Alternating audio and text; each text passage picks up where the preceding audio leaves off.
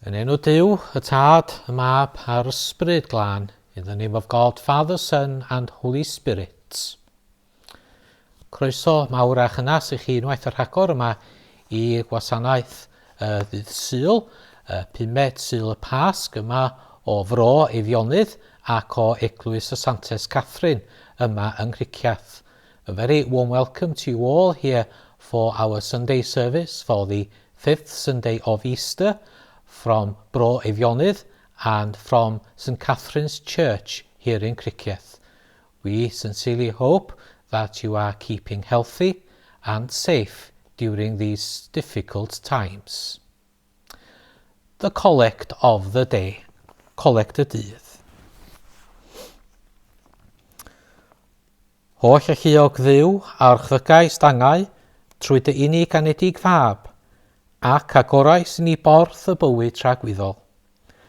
Bydded i thras ein rhagflaenu at yr ddeifisiadau da yn ei meddyliau, fel y gallwn trwy dy gymorth parhaus di, ein dwy'n i beffeithrwydd cyfiawn. Trwy Iesu Grist ein harglwydd, atgyfodedig, sy'n fyw ac teyrnasu gyda thi, yn undod yr Ysbryd Glân, yn un Duw, yn awr ac am byth. Amen. And the collect in English. Almighty God, who through thine only begotten Son, Jesus Christ, you have overcome death and opened to us the gate of everlasting life. Grant that, as by your grace going before us, you put into our minds good desires, so by your continual help we may bring them to good effect. Through Jesus Christ our risen Lord, who is alive and reigns with you in the unity of the Holy Spirit, one God, now and forever. Amen.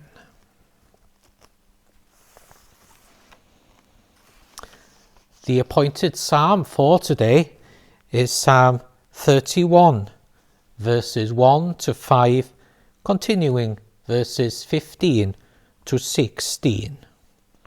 And I will pray the psalm in Welsh. Yno ti arglwydd y ceisiais loches, na fydded cywilydd arnaf byth, achub fi yn dy gyfiawnder.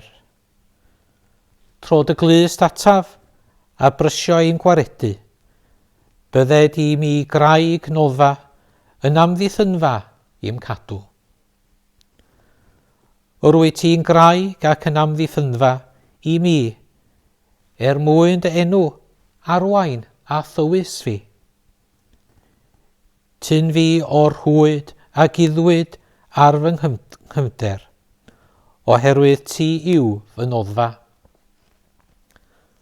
Gylfwyna fy ysbryd i thlaw di, gwaredaist fi arglwydd, y Duw ffyddlon. Y mae fy amserau yn dy law di, gwared fi rhag fy ngelynion am herlidwyr. Bydded lewyrch dy wyneb ar dy wasg, achub fi yn dy ffyddlondeb. Gogoniant i'r Tad ac i'r Mab ac i'r Ysbryd Glân, megis yr oedd yn y dechrau mae'r awr hon ac y bydd yn wastad, yn oes oesoedd. Amen.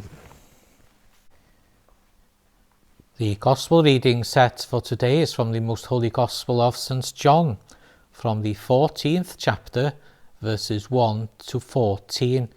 Nawr, darlluniad yr Efengyl heddiw o'r Efengyl Sanctaidd yn ôl Sant Ioan, o benod y 40 yr adnod gynta i'r adnod 40. I am the way, the truth, and the life. Let not your hearts be troubled. Believe in God, believe also in me.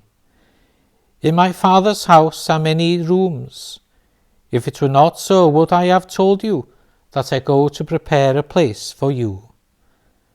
And if I go and prepare a place for you, I will come again and will take you to myself, that where I am, you may be also. And you know the way to where I am going. Thomas said to him, Lord, we do not know where you are going. How can we know the way? Jesus said to him, I am the way and the truth and the life. No one comes to the Father except through me. If you had known me, you would have known my Father also. From now on you do know him and have seen him. Philip said to him, Lord, show us the Father, and it is enough for us. Jesus said to him, Have I been with you so long, and you still do not know me, Philip? Whoever has seen me has seen the Father. How can you say, Show us the Father?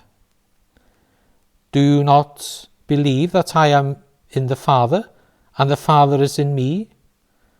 The words that I say to you, I do not speak on my own authority, but the Father, who dwells in me, does his works. Believe me that I am in the Father, and the Father is in me.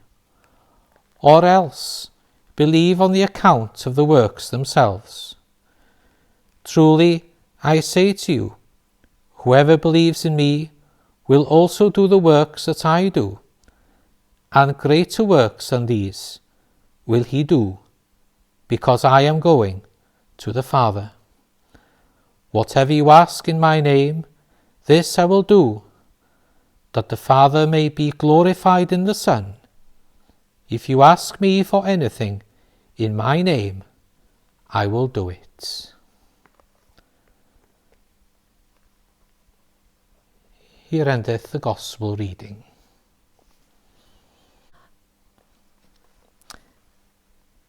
In the name of the Father, and of the Son, and of the Holy Spirit.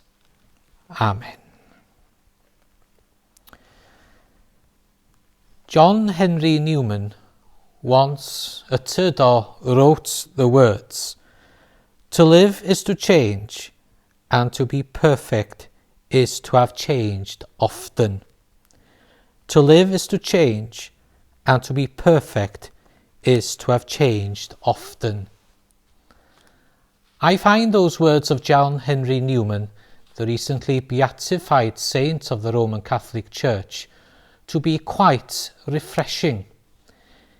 There is a tendency within our Christian Church to turn everything into a memorial, a monument, but at its heart, the Christian faith is a movement. It is not something that is static in any shape or form. Jesus' own words, I am the way, the truth, and the life, doesn't seem to me to speak of a faith that is static, but that a faith that is full of life and of movement. Love itself is not static. Love is full of life and movement. But what about the predicament of the disciples who were listening to the words of Jesus saying, I am the way, the truth, and the life? The Apostle Thomas, for example, has long been remembered as doubting Thomas. And then we have the confusion of the Apostle Philip in his conversation with our Lord. They struggle to grasp the truth of what Jesus was talking about and the way in which he lived his life. And at times we too can struggle with this. But the overwhelming truth is that the life of Jesus points to the love of God for the entirety of humanity and of the created order. The Scottish theologian Berkeley once said, there comes a time where you have to believe where we cannot prove, and to accept where we cannot understand. There comes a time when we have to believe where we cannot prove, and to accept where we cannot understand. I also believe that those words of William Berkeley are indeed refreshing to the soul. They are words which take the pressure off us as Christians. They lift the weight from our shoulders. That our call really is to have faith and a belief in the undoubted and everlasting love of God. That we don't have to go through hoops to earn it. Truly, grace is a gift in relation to what William Barclay shares with us, and also in the words of John Henry Newman, which I spoke earlier about. Dwi'n nawr yn mynd I droi i'r Gymraeg. Yn y ddarlleniad yma o'r Efengyl yn ôl Sant Ioan, mae yna ddarlun yn cael ei greu I ni, y bod ein tad wedi paratoi ni llawer o drigfannau, llawer o ystafelloedd os liciwch chi. Ac mae hyn yn mynd yn ôl i'r hyn dwi wedi dweud yn y Saesneg.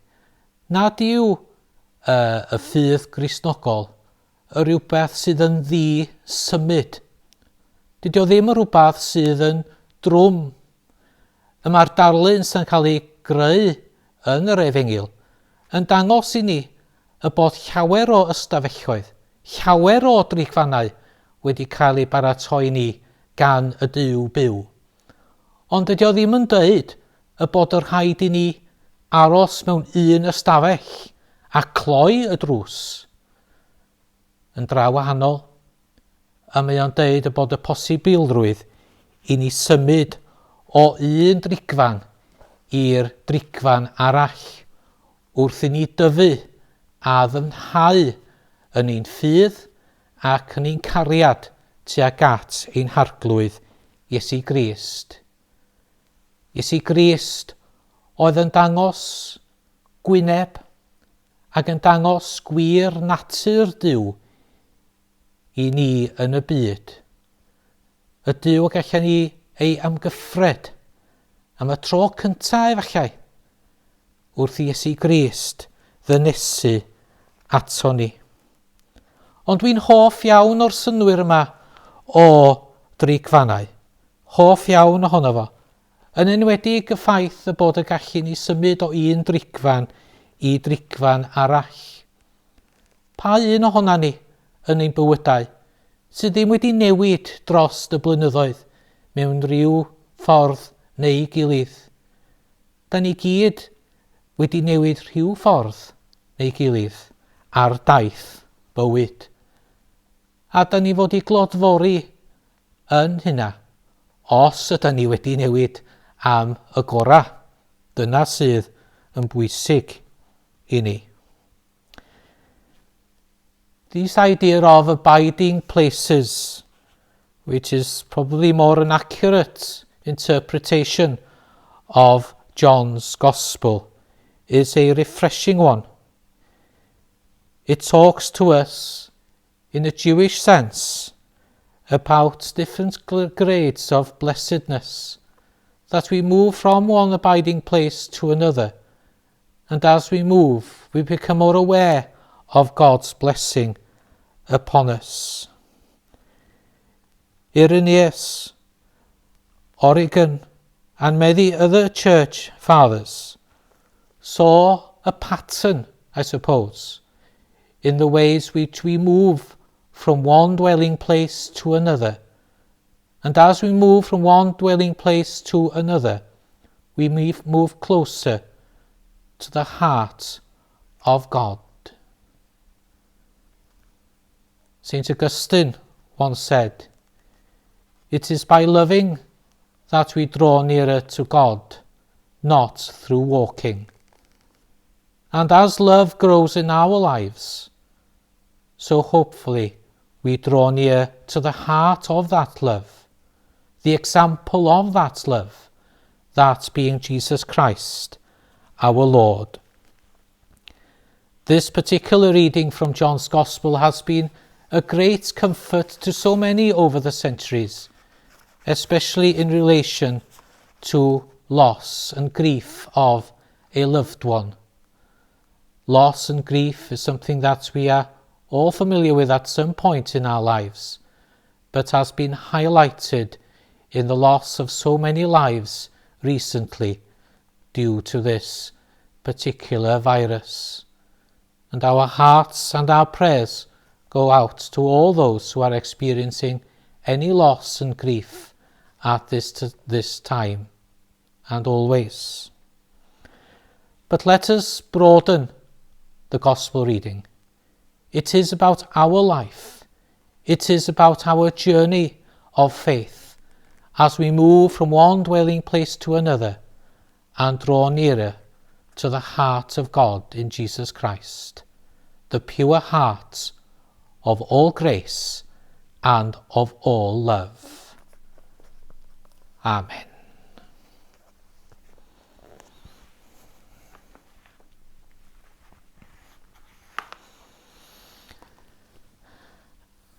I'm now going to turn to the Book of Common Prayer, 1662, and use a general prayer of thanksgiving. Almighty God, Father of all mercies, we thine unworthy servants do give thee most humble and hearty thanks for all thy goodness and loving kindness to us and to all men. We bless thee for our creation, preservation, and all the blessings of this life, but above all for thine inestimable love in the redemption of the world by our Lord Jesus Christ, for the means of grace and for the hope of glory. And we beseech thee, give us that due sense of all thy mercies, that our hearts may be unfeignedly thankful, and that we show forth thy praise, not only with our lips, but in our lives, by giving up of ourselves to thy service, and by walking before thee in holiness and righteousness all our days. Through Jesus Christ our Lord, to whom with thee and the Holy Ghost be all honour and glory, world without end. Amen. And if you'd like to join with me in praying the Lord's Prayer, gweddiwn gweddi'r arglwydd. Ein tad, yr hwnnwyd yn y nefoedd, sancteiddiau'r dy enw, deled y deyrnas, gwneler dewyllus, megis yn y nef, felly ar y ddaear hefyd. Dyroi ni heddiw ein bara benyddiol, a maddau ni ein dyledion, fel y maddiw nina i'n dyledwyr, ac nac arwain ni profedigaeth, eithir gwared ni rhag drwg, gan is eiddo ti yw'r deyrnas, a'r gallu a'r gogoniant, yn oes oesoedd. Amen.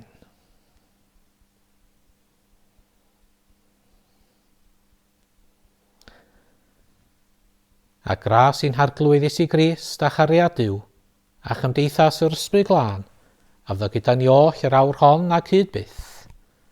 Amen.